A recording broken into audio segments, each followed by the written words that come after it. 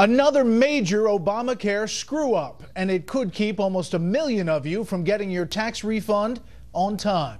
This is Special Report. Good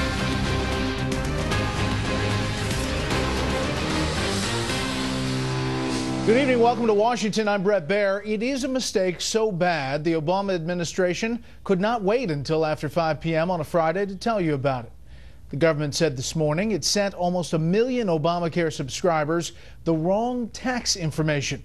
That means delays in filing and delays in getting desperately needed tax refunds. Obamacare is already providing a much more complicated tax season for millions of Americans.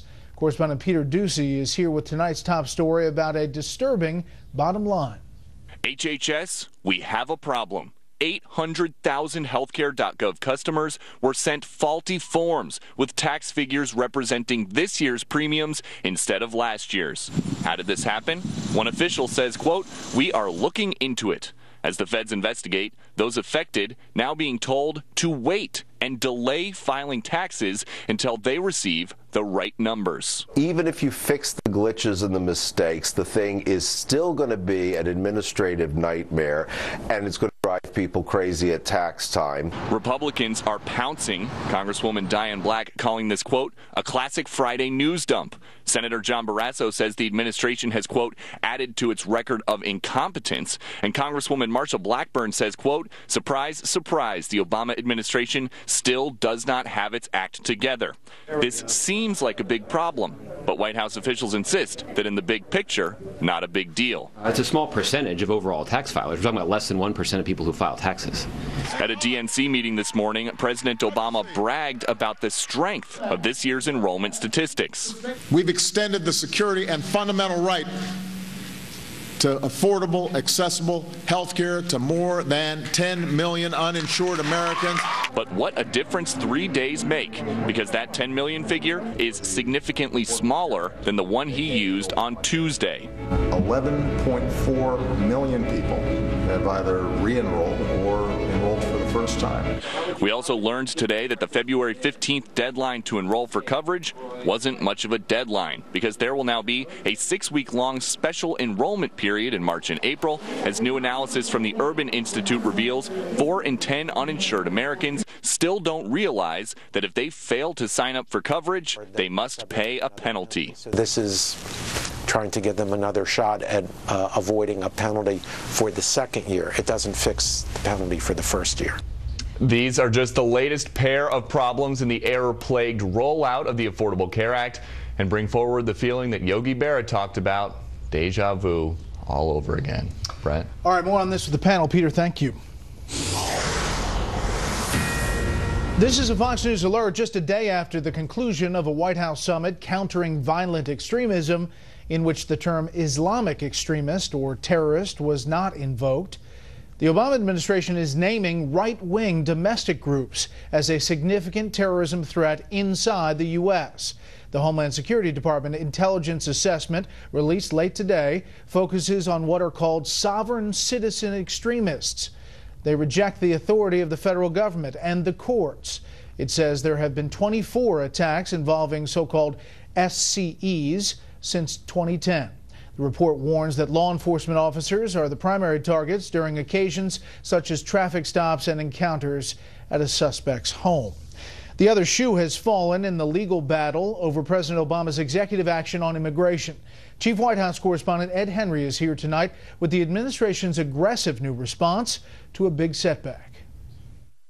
Aides to President Obama revealed late today he'll seek an emergency court order to push forward with his executive actions on immigration despite a Texas judge's ruling on a day the president used the issue to try and fire up the faithful at the Democratic National Committee's winter meetings. And stop trying to deport millions of striving young kids who just want to earn their shot at the American dream like the rest of us. Help us fix a broken immigration system. In addition to working on a previously disclosed appeal of U.S. District Judge Andrew Hanen's ruling, spokesman Josh Earnest said in a new move, the administration will file a stay of the judge's injunction by Monday.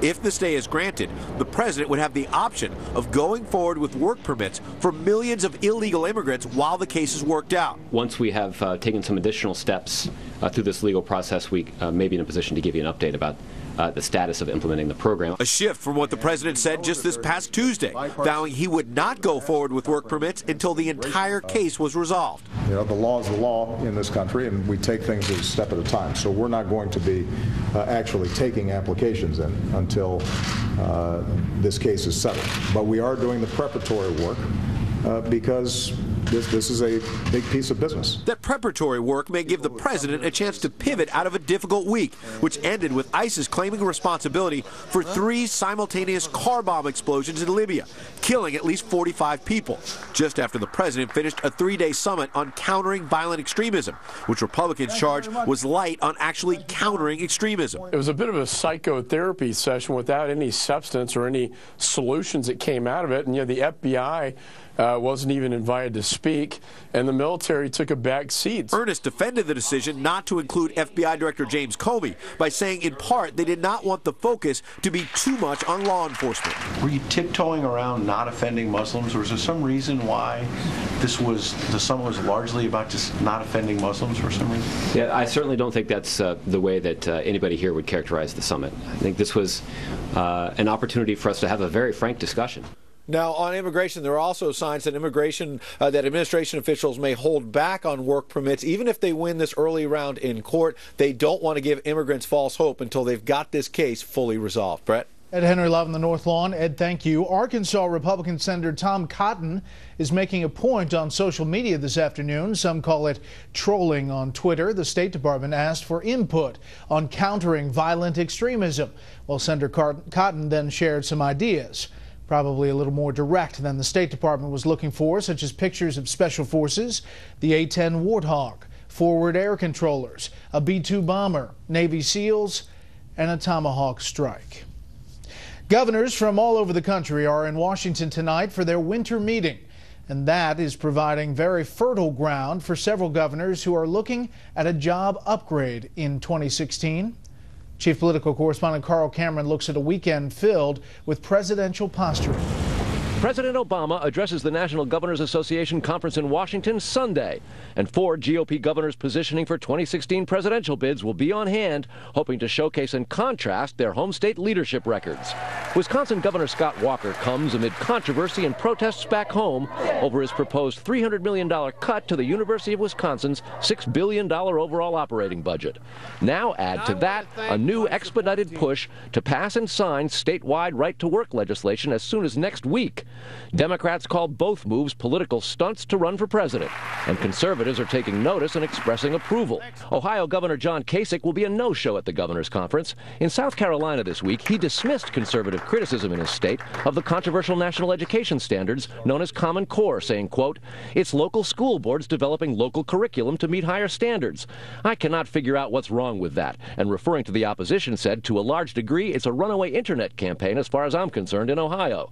That aligns Kasich with former Florida Governor Jeb Bush, whose staunch defense of Common Core has turned off conservatives who think Common Core amounts to a federal takeover of local education. Common Core is one of the litmus tests for conservatives who dominate the Republican nominating process. Many activists fear that over time, the federal government is absorbing more of the decision-making authority, leaving less for states and localities. Governor Chris Christie of New Jersey, where Common Core has been in place for years, complained on a recent trip to Iowa that President Obama has corrupted the voluntary program by granting states federal dollars for replacing their own standards with national ones. I have grave concerns about the way this has been done, and especially the way the Obama administration has tried to implement it through timed federal funding to these things. Indiana Governor Mike Pence thrilled grassroots education conservatives last year by curtailing Common Core in the Hoosier state.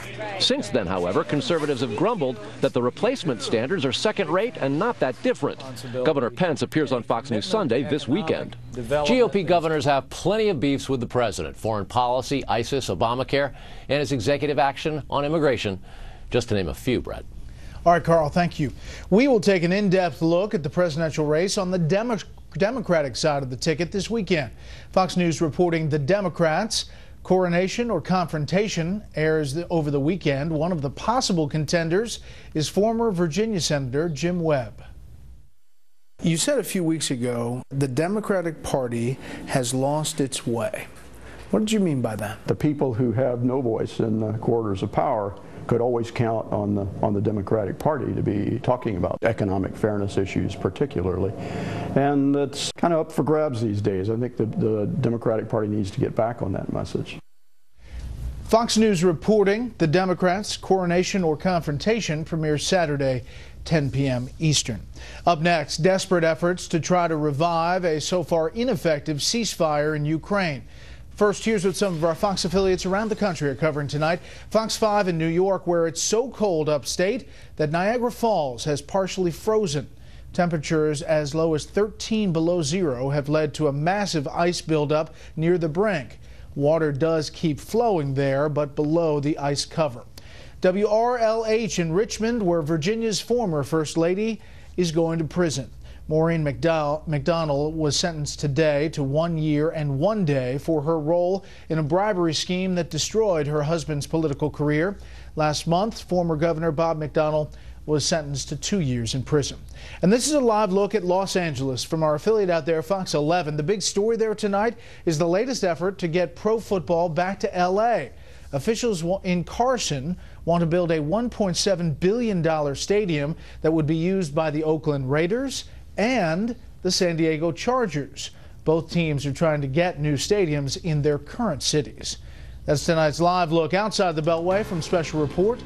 We'll be right back.